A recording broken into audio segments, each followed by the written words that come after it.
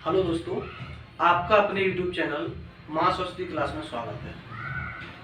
आज हम 10th class के चैप्टर है एक रैखिक समीकरण, उस चैप्टर के बारे में बात करते हैं। रैखिक समीकरण क्या है, देखिए जरा गौर करते हैं। रैखिक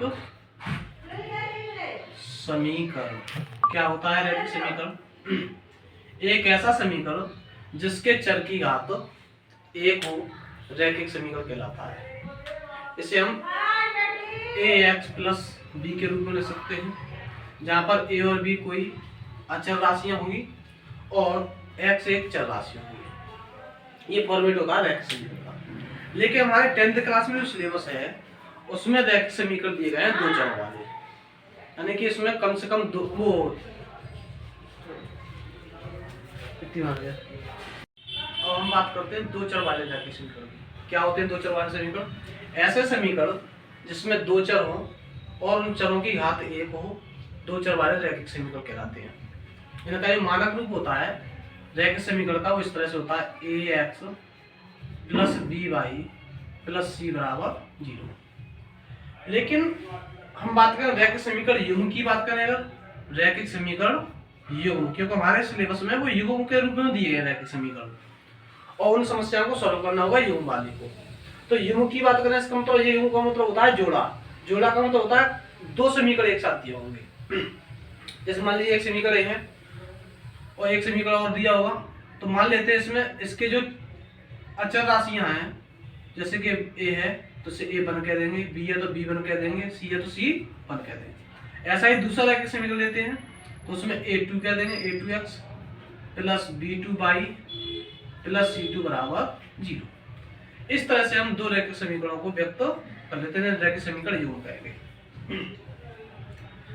अब इन समीकरणों को सॉल्व करने की विधियां हैं।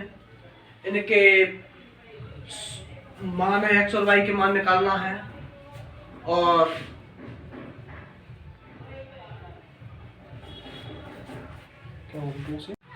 अब हम बात करते हैं कि इस प्रकार के समीकरण जो होते हैं उनकी स्थिति की रेखाएं जो हैं संगत हैं या असंगत हैं, एक दूसरे को काटती हैं नहीं काटती हैं, समांतर हैं संपाती हैं, उसकी बात करें तो उसके लिए कंडीशंस हैं। क्या कंडीशंस हैं? पहली कंडीशन ये है कि यदि a1 बट्टे a2 बराबर हो b1 बट्टे b2 के और ये बराबर हो c1 बट्टे c2 के, तब क्या होता है? तब ये समीकरण होते हैं, वो रेखाएं होती हैं संपाती होती हैं। क्या होती हैं? रेखाएं संपाती होती हैं। और क्या होता है? जो रेखाएं संपाती होती हैं, संपाती का मतलब होता है कि ऐसी रेखाएं जो एक ही पथ से होकर गुजरे। यदि हम बात करें कि एक रेखा ये है, दूसरी उसी रेखा के ऊपर से होकर गुजरे, तो ऐसी रेखाओं को हम संपाती रेखाएं कहते हैं। अब इनकी टचिंग पॉइंट की बात की जाए कि ये रेखाएं जो होती हैं प्रत्येक बिंदु पर एक दूसरे को काटती हैं या एक दूसरे को संपर्क में होती हैं। जैसे एक रेखा है, दूसरी भी उसी बिंदु से होकर जाए, तो इनके प्रत्येक बिंदु पर क्या होगा? प्रत्येक बिंदु पर इनका कॉमन स्थान होगा हर बिंदु पर। तो इसीलिए क्या होता है, इनमें अनेक हल भी होते हैं ऐसी रेखाओं के, और इन रेखाओं को संगत रेखाएं कहते हैं। क्या कहते हैं? ये रेखाएं संगत भी होंगी। संगत रेखाएं संपाती संगत होती है और ऐसी रेखाओं के अनेक हल होते हैं। अनेक हल होते हैं। बात करें दूसरी कंडीशन की। दूसरी कंडीशन है कि यदि a1 बट्टे a2 बराबर हो b1 बट्टे b2 के, लेकिन c1 बट्टे c2 के बराबर ना हो, तब क्या होता है? तब रेखाएं समांतर होती हैं। कैसी होती हैं? रेखाएं समांतर होती है। और जो रेखा समांतर का मतलब ये होगा जिनके बीच में स्थान समान चले, यानी जो रेखा कभी भी एक दूसरे को प्रतिच्छेद नहीं करती हैं, उन रेखाओं को समांतर रेखाएं कहते हैं। और जब रेखाएं समांतर होंगी, प्रतिच्छेद ना करेंगी, तो वो किसी भी स्थान पर नहीं मिलेंगी, और किसी भी स्थान पर नहीं मिलेंगी तो ऐसी रेखाओं को हम असंगत रेखाएं कहते हैं। क्या कहते हैं? असंगत रेखाएं। यानी हम कह सकते हैं ना कि रेखाएं समांतर होंगी, पहली बात। दूसरी बात, ये रेखाएं असंगत होंगी। कैसी होंगी? असंगत होती हैं, असंगत होती है। और जब रेखाएं असंगत होती हैं उनका, तो ऐसी स्थिति में उनका कोई भी हल नहीं होता। हल की बात की जाए इनकी, तो इनका कोई हल नहीं होगा। बात करें तीसरी कंडीशन की, तो तीसरी कंडीशन क्या है? तीसरी कंडीशन है यदि A1 बट्टे A2 बराबर हो B1 बट्टे B2 के बराबर ना हो, सॉरी, A1 बट्टे A2 बराबर ना हो B1 बट्टे B2 के, तब क्या होता है? तब ऐसी स्थिति में क्या होता है कि जो रेखाएं होती हैं, रेखाएं प्रतिच्छेदी होती हैं।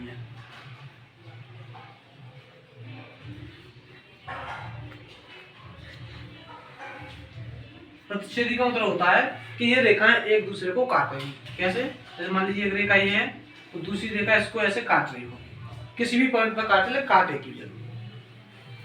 जब रेखा काटेगी तो इसका मतलब उनका एक कॉमन पॉइंट होगा। जब कॉमन पॉइंट होगा तो रेखाएं कैसी होंगी? संगत होंगी। तो हम कह सकते हैं रेखाएं संगत भी होंगी, संगत होंगी। और जब संगत होंगी तो इनका कोई ना कोई एक पॉइंट मिलेगा, उसी पॉइंट को उसका हल कहेंगे। तो उसका मतलब ये है कि इसका एक ही पॉइंट होगा तो एक ही हल होगा इसका।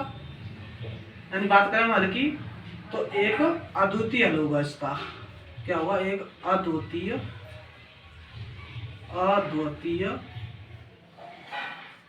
हल होगा।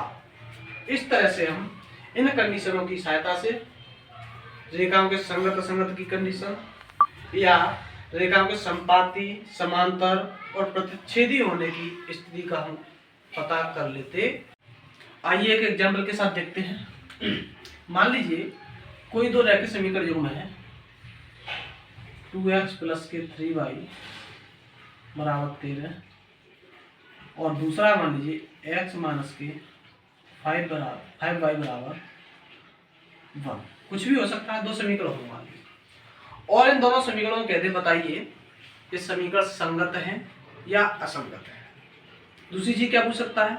बताइए कि ये रेखाएं समांतर हैं, प्रतिच्छेदी रेखाएं, या फिर संपाती रेखाएं। ऐसी स्थितियां पूछ सकता है, इसके हल पूछ सकता है कैसे हल होंगे। तो बात करें अगर हम इसके संगत और संगत होने की, तो पहले हम जो हमने अभी स्थिति बताई, दोनों स्थितियों के बारे में बात करेंगे। पहले हम स्थिति याद करेंगे। यहाँ से सबसे पहले हम क्या करेंगे कि समीकरणों की तुलना कराएंगे। पहले समीकरण में हम क्या करते हैं?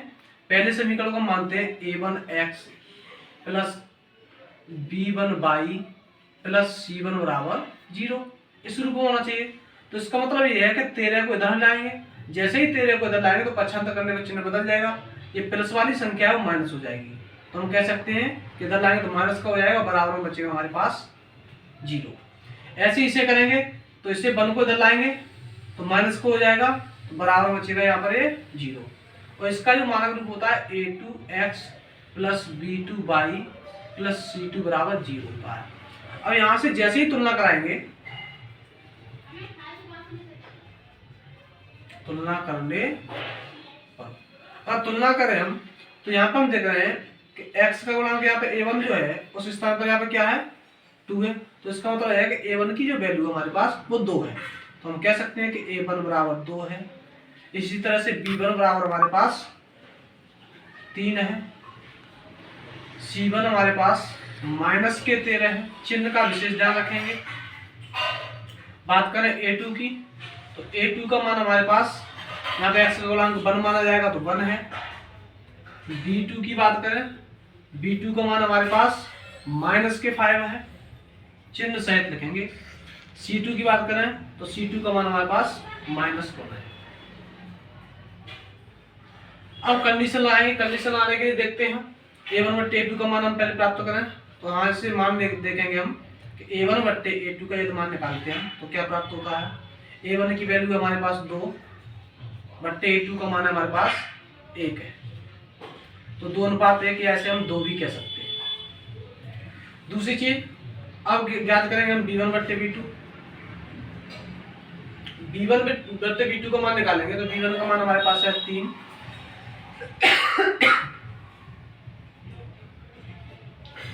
और b2 का मान है हमारे पास -5। यहां से हम देख रहे हैं कि a1 बट्टे a2 जो है वो बराबर नहीं है b1 बट्टे b2 के। यदि ये कंडीशन मिल जाती है कि a1 बट्टे a2 और b1 बट्टे b2 बराबर नहीं है तो हमें c1 बट्टे c2 ज्ञात करने की जरूरत नहीं है, क्योंकि आगे कंडीशन की जरूरत ही नहीं है, पहली कंडीशन यही मिल जाती है। तो यहाँ से हमें पता चलता है कि यदि ये बराबर न हो तो अभी कंडीशन लिखाई थी कि ऐसे स्थिति में जो समीकरण होते हैं वो एक दूसरे को प्रतिच्छेद करते हैं, रेखाएं होती हैं वो एक दूसरे को प्रतिच्छेद करती हैं। तो हम यहाँ से कह सकते हैं कि रेखाएं कैसी होंगी, प्रतिच्छेदी होंगी या प्रतिच्छेदित करेंगी, प्रतिच्छेदित करेगी। अब इनके हल की बात कर देता कि बताइए इनके हल कैसे होंगे, कितने हल होंगे। तो जो रेखाएं प्रतिच्छेद होती हैं उनका केवल एक ही हल होता है, तो हम ये भी कह सकते हैं इस समीकरण युग्म का, इस समीकरण युग्म का केवल एक ही हल होगा। और जब हल होगा तो हम ये भी कह सकते हैं कि दोनों समीकरण संगत हैं या रेखाएं संगत हैं, ये भी कह सकते हैं ये रेखाएं संगत है। रेखाएं कैसी हैं, संगत। इस तरह से हम प्रतिच्छेदी या समानता या संपाती होने की कंडीशन पता कर लेते हैं, समीकरणों का हल कैसा होगा ये पता कर लेते हैं, और रेखाएं संगत है असंगत है ये चीजें हम ज्ञात कर लेते हैं। अब हम बात करते हैं कि जो प्रश्न भाषा में दिया होता है उसको रैखिक समीकरण में कैसे बदला जाता है। रैखिक समीकरण बदलना और ग्राफीय रूप में व्यक्त करना, कैसे ग्राफीय रूप में व्यक्त करते हैं उसकी बात करते हैं, देखते हैं। चलिए एक क्वेश्चन लेते हैं हम। तो मान लीजिए कोई क्वेश्चन है एक नहीं 7 वर्ष पूर्व रामू की आयु उसकी पुत्री की आयु से 7 गुनी थी, 7 गुनी थी। अब उसे 3 वर्ष पश्चात उसकी आयु पुत्री की आयु से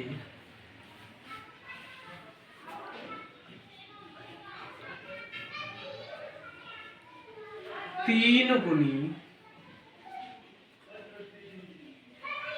रह जाएगी। इस स्थिति को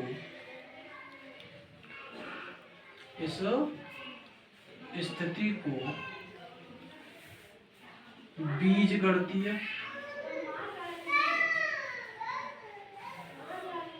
एवं ग्राफीय रूप में व्यक्त कीजिए। ये क्वेश्चन दिया हुआ है, इसको मैं रैखिक समीकरण व्यक्त करना, बीजगणितीय मतलब होता है रैखिक समीकरण बनाना है और इसको ग्राफिक रूप में भी व्यक्त करना है। तो क्या करते हैं, ऐसी जब भी कंडीशन दी होती है तो उसमें पहले किसी एक को हम x मान लेते हैं और दूसरी जो वैल्यू होती है उसको हम y मान लेते हैं। तो देखते हैं, मान लेते हैं हम इस तरह का जब क्वेश्चन आ रहा तो हम क्या करते हैं, इसका जब हम हल करेंगे तो किस प्रकार से हल करेंगे देखते हैं। कि हल करते समय हम क्या करते हैं कि जो दो कंडीशन दी उनमें से किसी एक को x मान लें। जैसे मान लेते हैं रामू की उम्र को x मान लेते हैं वर्तमान, तो मान लेते हैं माना रामू की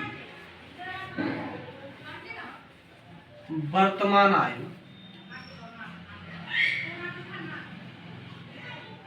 x वर्ष एवं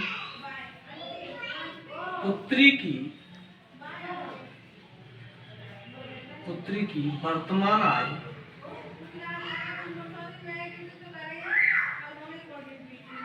y वर्ष है, ऐसा मान के चलते हैं।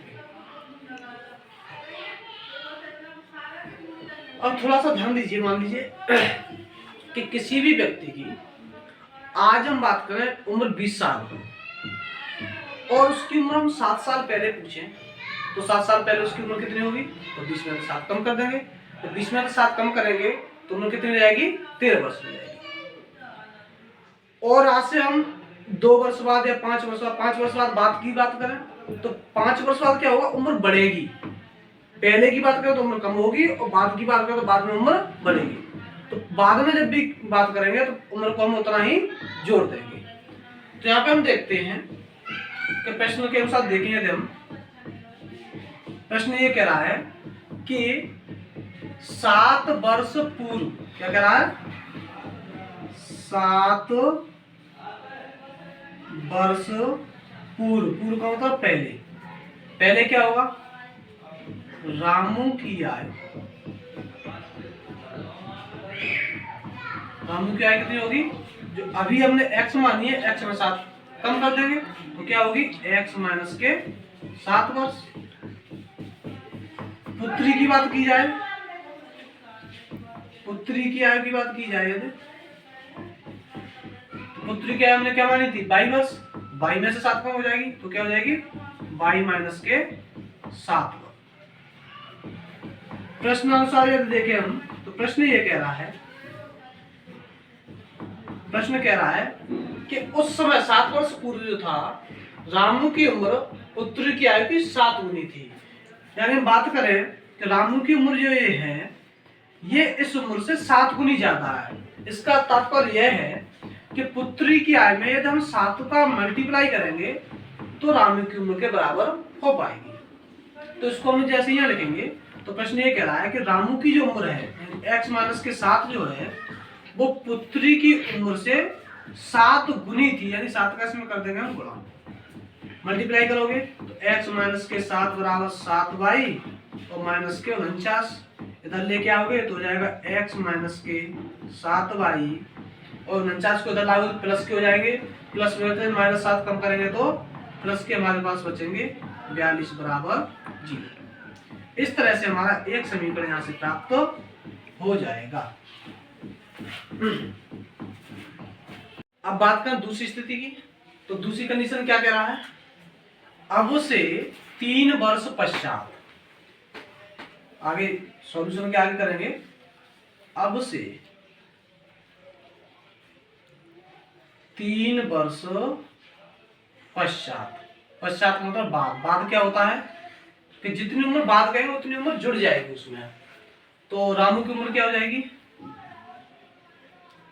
रामू की आयु क्या हो जाएगी, अभी x है, 3 वर्ष बाद की बात अगर 3 जोड़ देंगे तो x प्लस के 3 वर्ष हो जाएगी। पुत्री की बात की जाए तो पुत्री की आयु क्या हो जाएगी, अभी 22 है, 3 वर्ष पुत्री की बढ़ जाएगी तो 22 प्लस के 3 वर्ष हो जाएगा। अब प्रश्न क्या कह रहा है, प्रश्नानुसार क्या है कंडीशन, प्रश्न कह रहा है कि 3 वर्ष पश्चात वह अपनी पुत्री की आयु से 3 गुना रह जाएगी उसकी उम्र। तो यानी कि जो रामू की उम्र है वो पुत्री की आयु की कितनी रह जाएगी, केवल 3 गुनी। तो 3 गुनी का मतलब ये है कि इसमें 3 का मल्टीप्लाई करेंगे तो इसके बराबर हो जाएगी। तो देखेंगे कि रामू की उम्र है x प्लस के 3, वो पुत्री की आयु की 3 गुनी हो जाएगी। सॉल्व करेंगे इसे तो x प्लस के 3 बराबर 3 का मल्टीप्लाई y के साथ तो 3y, 3 का करेंगे हम 3 के साथ तो 9 प्राप्त होगा।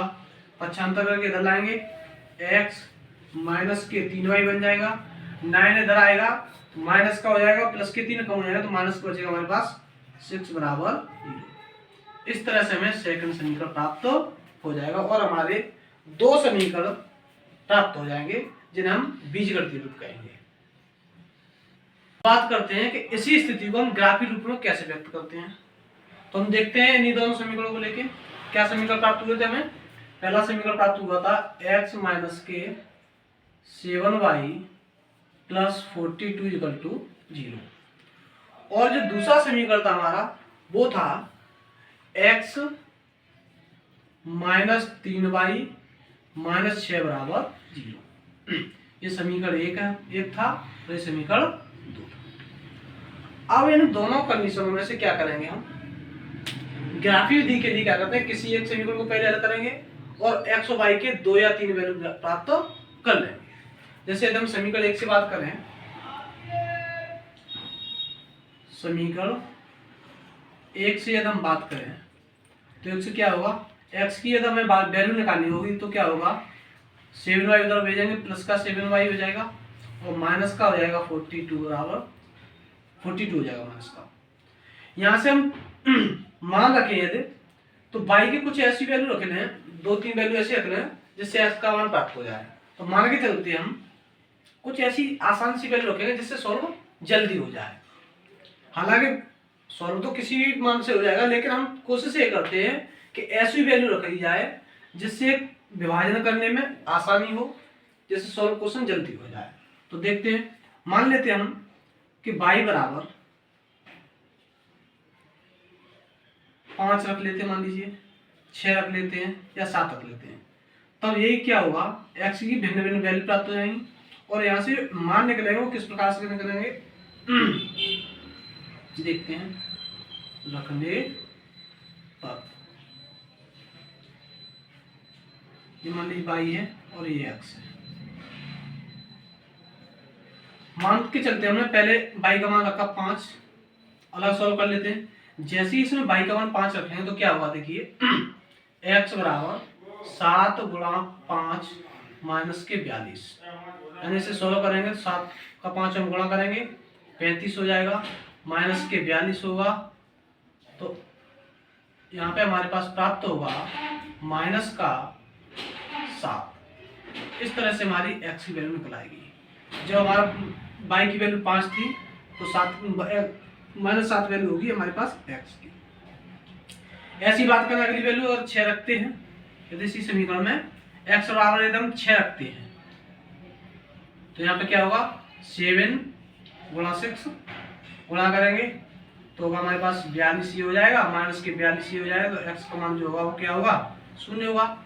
इस तरह से हम कह सकते हैं कि यदि y का मान 6 हो तो x का मान हमारे पास 0 होगा।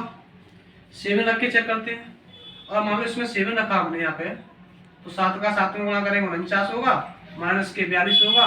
इस तरह से x का मान होगा हमारे पास +7 हो जाएगा। तो क्या यहाँ से स्थिति हो रही है कि यदि हम y का मान 7 रखते हैं तो x का मान भी क्या होगा 7 होगा। इस तरह से हम x और y की पहले समीकरण से कुछ वैल्यू निकाल लेते हैं। इसी प्रकार से क्या करते हैं तो दूसरे समीकरण से भी हल करेंगे। जैसे मान लेते हैं हम दूसरे समीकरण से बात करें, समीकरण सेकंड से, तो सेकंड में क्या है, x की यहाँ से वैल्यू निकालने की कोशिश की जाए तो क्या होगा कि इसको इधर ले जाएंगे तो प्लस का 3y होगा और प्लस का 6 होगा। अब यहाँ पे वैल्यू रख देंगे कुछ, मान लीजिए कुछ ही वैल्यू रखते हैं, कुछ आसानी से जल्दी से प्राप्त हो जाए। तो हम देखते हैं, मान के चलते हैं y बराबर रख लेते हैं, हम 1 रख लेते हैं, -2 रख लेते हैं, -3, कुछ भी रख सकते हैं। जैसे ही रखेंगे तो यहाँ से x और y की वैल्यू निकालेंगे। किस तरह से निकालेंगे वैल्यू देख लीजिए।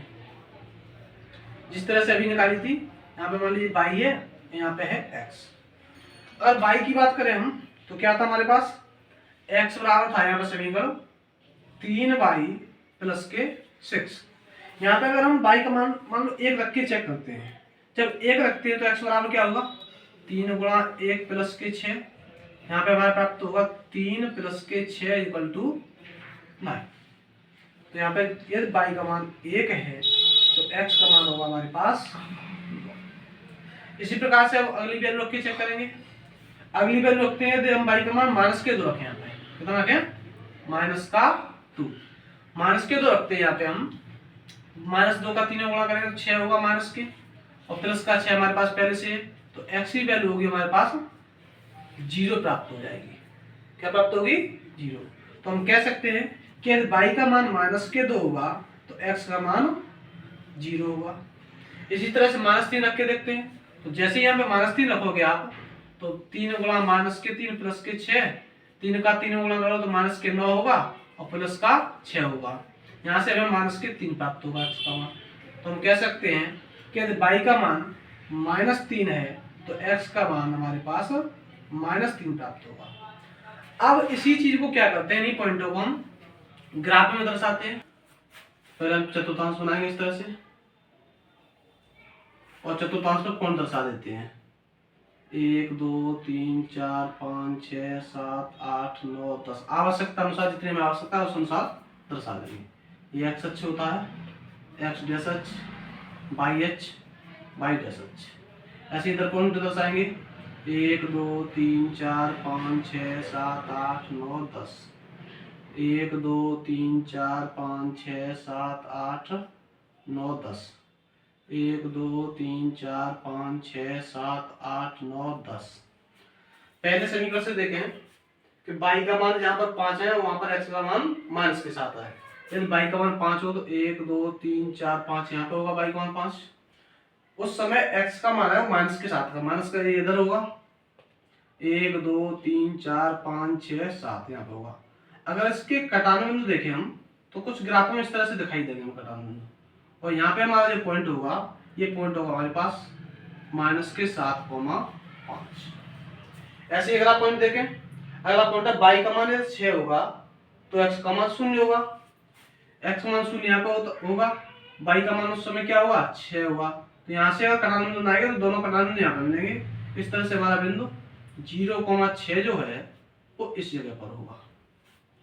बात तीसरे पॉइंट की जाए कि y का मान 6 है 7 है सॉरी, उस समय x का मान भी 7 है। x का मान 7 करेंगे 1 2 3 4 5 6 7 यहाँ पे होगा, y का मान 7 करेंगे यहाँ पे होगा।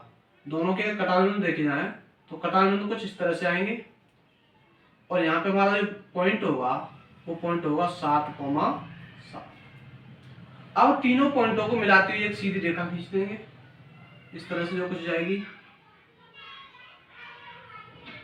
रेखा कुछ इस तरह से जाएगी, यूं होते हुए ऐसे गुजर जाएगी, और ये रेखा होगी वो हमारी पहली रेखा होगी। पहली रेखा क्या थी हमारे पास, x -7y प्लस 42 बराबर 0।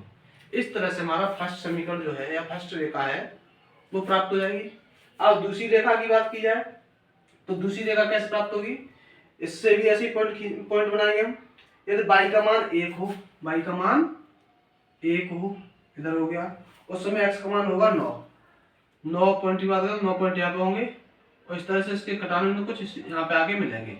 यहाँ पे पॉइंट होगा हमारे पास 9,1। दूसरे पॉइंट की बात की जाए, दूसरा पॉइंट है यदि y का मान -2 होगा उस समय x का मान 0 होगा। x का मान 0 यहाँ पे होगा, y का मान -2 यहाँ पे होगा, दोनों के कटान बिंदु बनाएंगे यहाँ पे बनेगा। तो यहाँ पे हमारे पास पॉइंट हो गए 0,-2। अगले पॉइंट की बात की जाए, वैसे चाहे आप तो 2 पॉइंट से भी रेखा खींच सकते हैं इस तरह से। देख लीजिए आप, इस पॉइंट को हम थोड़ा बड़ा सा लिख देते हैं, दिख नहीं रहा है, 9,1। 2 पॉइंट से भी रेखा खींच सकते हैं इस तरह से। हमारा पॉइंट यहाँ पे है और एक पॉइंट यहाँ पे है, तो हमारा स्केल से लेंगे, स्केल से दोनों पॉइंट को काटते हुए ऐसे रेखा खींच देंगे। इस तरह से हमें दूसरा समीकरण जो है x - 3y -6 बराबर 0 प्राप्त हो जाएगा। और ये पूरा ग्राफ है ये इन दोनों समीकरणों का ग्राफी रूप कहलाता है।